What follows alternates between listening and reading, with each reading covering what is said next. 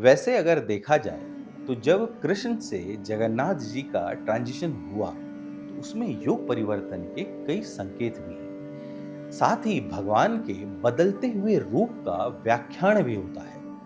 महाभारत के युद्ध के बाद जब कृष्ण का जीवन एक नई दिशा में गया, द्वारका में उनके अंतिम समय ने उन्हें संकेत दिया कि द्वापर युग अब समाप्त हो रहा है और कलयुग का आगमन होने वाला है। कृष्ण एक सजीव, आकर्षक और करुणामयी व्यक्तित्व थे।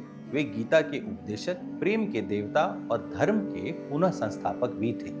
किंतु उनका अवसान यानी मृत्यु यह स्पष्ट कर गया कि मानव रूप में ईश्वर भी समय और युग के प्रभाव से परे नहीं होता है। कलयुग के प्रारंभ में जब भक्ति का स्वर बदलने लगा तो ईश्वर ने स्वयं को जगन्नाथ रूप में प्रकट किया।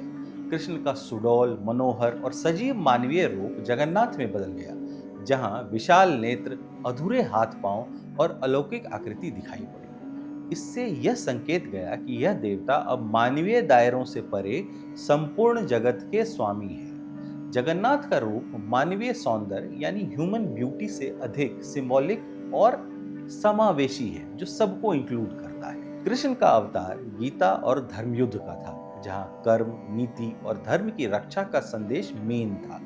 वहीं जगन्नाथ का स्वरूप भक्ति, समर्पण और ग्लोबलाइजेशन यानी सार्वभौमिकता का प्रतीक है। कृष्ण ने धर्म की रक्षा के लिए शस्त्र उठाए, जबकि जगन्नाथ कोई शस्त्र नहीं उठाते, केवल भोग, रथ यात्रा और भक्ति के माध्यम से अपने भक्तों को एक जगह जोड़ते हैं।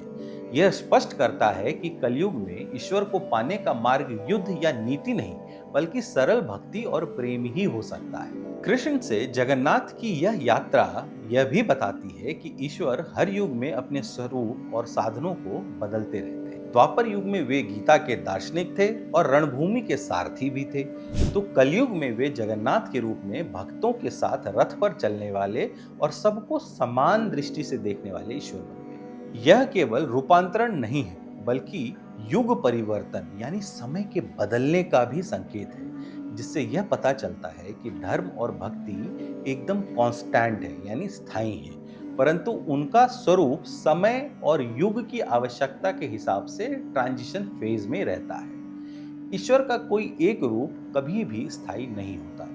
परिस्थितियां बदलती हैं, युग बदलते हैं और साथ ही ईश्वर का रूप भी मानव समाज की आवश्यकताओं के हिसाब से बदलता रहता है।